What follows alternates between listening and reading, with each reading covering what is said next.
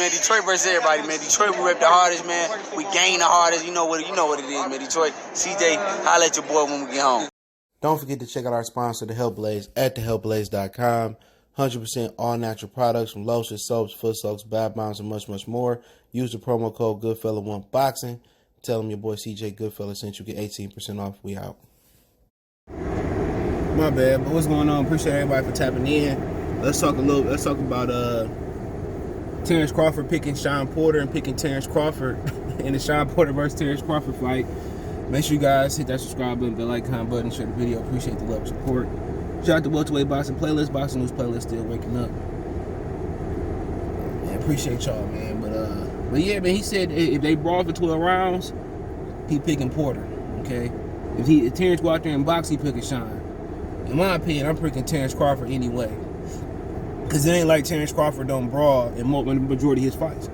In his big fights, his biggest fight, I think one of his best wins, besides getting Bull and Postal, he went out there and boxed. You know, I think when you talk about Terence Crawford in upper echelon fights, I think you see him box. But even when he boxed, and he on his toes, and you know, he got power. That's why these boys don't want to fight him. He got power, even when he on his toes and moving. And he carried through weight class. That don't happen. You talking about Julian Jackson. You talking about a rare list of fighters that stick and move and still got power. Deontay Wilder can pivot and move and got power sometimes. Most times he's sick, but the Postal fight, he walked right into that shot. There ain't too many fighters or boxers that move, that stick and move, that still carry knockout power. Crawford is one of the few guys. Shawn Porter, he don't sit on his shots. So in the brawl, even with Shawn Porter, people want to say Terence Crawford chin questionable. Questionable chin or bad chin is Amir Khan. Muhammad Ali was on the canvas a lot. He was on the canvas versus, was it the white boy? I forget his name. He was on the canvas versus him. It don't matter as long as you get the fuck up. What people don't understand in boxing is it ain't that you can't take the shot. It's the shot that you don't see coming that put you down. You know what I'm saying? If you getting put down by shots you see coming, then you don't have a chin. You know, but something like Julian Jackson shit, that shit hurt you about, you know, but Crawford carried power through the weight classes. He carried power off the pivot. I mean, on his toes, he carried power sitting down. So I think a brawl could be 50-50. But with Crawford power and Crawford ability his consistency in brawling in fights, he liked the exchange.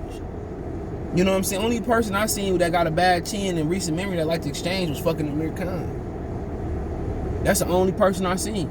Maybe Kell Brook. I don't want to say his chin, but I just think he's had some tough to go up and fight fucked him up. But when you talking about speed and, you know, carrying power, man, Shawn Porter got the ability to punch, but he just don't sit on his shots. But that's part of his irky jerky awkward style. Is to throw. They probably picked that shit up from Pacquiao to throw shots at angles. The difference is Pacquiao carried so much power in that left hand it don't really matter. But he always set the shoot. Pacquiao set the shoot. That's why Floyd was able to, you know, he able to pick up. He set the shoot. Shawn Porter ain't setting too many times. He throwing crazy shit. And the reason Shawn Porter able to win the fights and give people problems because, you know, the difference is these dudes don't keep their hands up. They don't know how to deal with them overhand rights and them angles. Kell Brook showed if you sit there with him and you snipe him right there, you know what I'm saying? And he just gonna fall to you. He just clinched. You know, the ref break it up, turn, do the same thing. He didn't move. He didn't stick. He didn't walk. He didn't really walk forward too many times. He sat there and he sniped Shawn Porter. Shawn fell into jabs, right hands, hooks, uppercuts. And he didn't try to take more than 5 or 10 cookies from the cookie jar. They kept that shit simple. He sniped his ass coming in with his head down, pop, pop, and then he held him. Then he would the break, turn, Shawn would do pop, pop, poop, hook, pop, hold him again, break, pop, pop, pop, and he put an uppercut in there. Man, that shit was simple. That's all Keith Thurman had to do. Keith Thurman wanted to stick and move and go slug it out with him. It ain't hard beating Shawn Porter. It ain't hard. Kell Brook showed it was an easy night. Only reason the scorecards was that close because they was in the United States. Pop, pop, whoop. He just sat there. Kell Brook didn't move his head, He didn't have to pivot. He didn't really move too much when he got into the groove. Pop, brought his hands home. That's it. And had he took a chance and really stepped it up and walked him down, he probably would have got Shawn Porter maybe, and he would have knocked him down, maybe got him out of there. He run into shots. Y'all think Terence Crawford can't do that? And maybe Shawn do drag him into a fight, start talking shit, and Kenny start talking shit, and the best of Bud get him. That's their best bet. They better talk shit the whole build up and try to get Bud off his game, because Bud is not a disciplined fighter. When you talking about his mean streak, he like to go tit for tat. That's their only chance. And then there, Crawford carry more power, and Crawford carry the ability to exchange. He carry that ability. He will exchange with you. He will exchange with you. And he a devastating body and hit. That's a good fight. That's a fight I want to see. But people made the headline that Errol Spence said, well, Shawn beat. No, he said if they brawl, he got Shawn. If they brawl, box, kickbox, wrestle, if it's a mixed martial art, mixed martial box, I got Bud.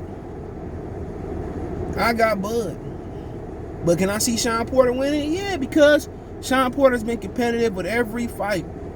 You know, it's been competitive damn near everybody, maybe but Kill Brook. But if Bud can separate himself with Shawn Porter to get that fight, it's over with. Them niggas ain't fighting him. I'll tell you that right now. Maybe Keith get desperate and fight him, but if he go out there and blast Shawn Porter, that nigga Errol moving all the way up.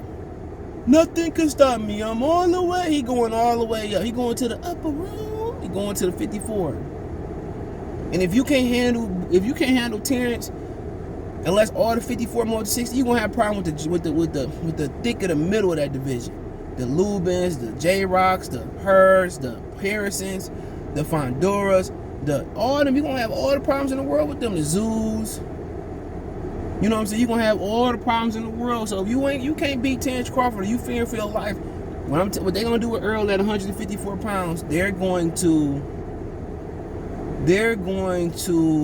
move him. So they gonna get him a couple belts. I'm telling you, 54 is a danger zone unless you going to fight the champ. You know, it's funny to say the champ is easier than going through all them big motherfuckers. He ain't that big himself. Charlo about 5'11", short ass arms for moving up. So, but he not gonna fight him.